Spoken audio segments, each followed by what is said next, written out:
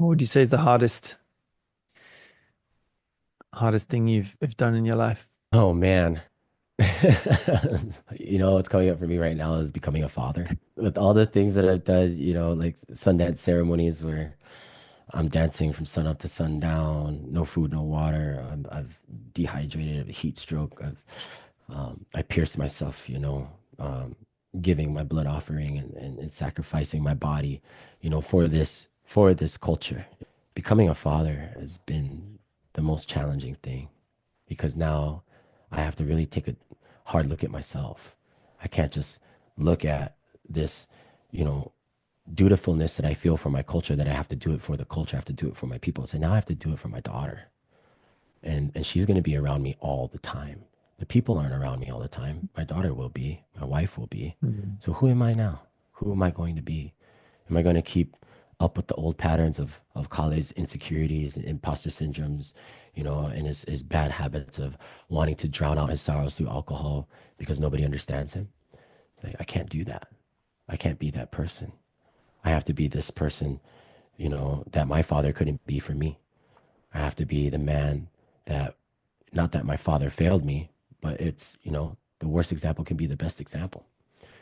He showed me what it's like to have an absent father figure in your life and what it actually does to you. And I'm not going to let my daughter feel that from me.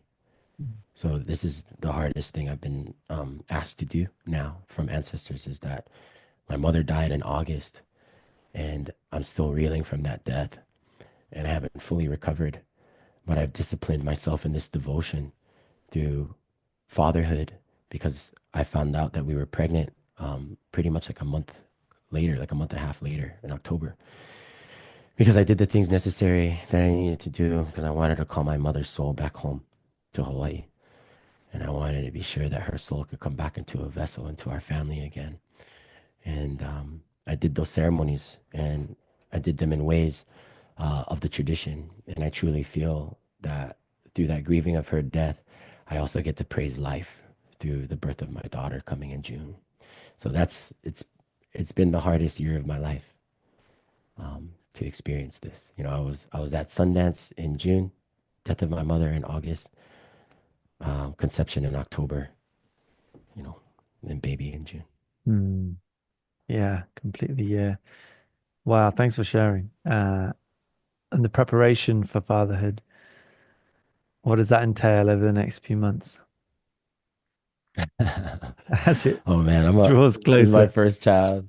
Yeah, it's my first time. So I've really been reaching out, to a lot of men in my life for guidance. Mm. Like, what should I do? What should I be asking for? How can I show up better? And, with my wife, it's like, you know, I need to wake up early, not only to take care of myself, but then get her prepared for the day. So like I make sure she get her eggs and she gets her tea, like all these things set up. And then when we're together, I spend quality time with her and with baby, and we learn together, right? We understand like where she's at, right? And that progress from the different trimesters, right? And then myself, I am finding that navigating the relationship is so different now because she's going through so much. And she gave me this example. She's like, when there's the Tour de France and then the cyclists are there and they're working all hard. It's like, that's me.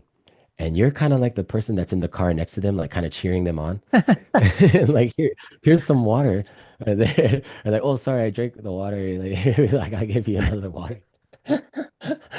And so I'm learning a lot of humbleness and I'm learning to not take anything personally and to understand that there's an ecological experience, a biological transformation that she's going through that allows her to take her place amongst her mother and her grandmothers that have come before her. So it's a sacred act that is, you know, to me, that I've heard from many fathers reflect this back to me, and they'll send me messages and I'll listen to them, like two, three times, throughout the day. They're like, this is the most, sacred act that you can be a part of, Mm. to step into fatherhood in this way and to be there for your partner and so lovingly and nurturing with all of your own faults and mistakes and not showing up in the ways that she really wants every time. But don't let yourself feel that mistake as if it's a failure. It's just you learning. So just get back up and keep showing up for her and for your child and take that deep responsibility of knowing that You're just simply here to be guided. And that way of being guided will make you stronger and Mhm. it'll make you smarter because you're willing to serve and to listen, to be in that space with her. Because everything that she's doing, just physically is one thing, but then emotionally and spiritually is a whole another thing. So I can understand, but I'll never be able to relate.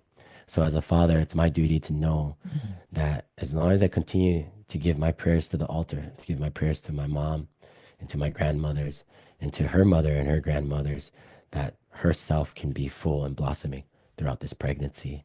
And then the hope is that upon arrival of this little baby, this little ancestor we call back, that the birth will be smooth and healthy Mhm. and full of life. Yeah.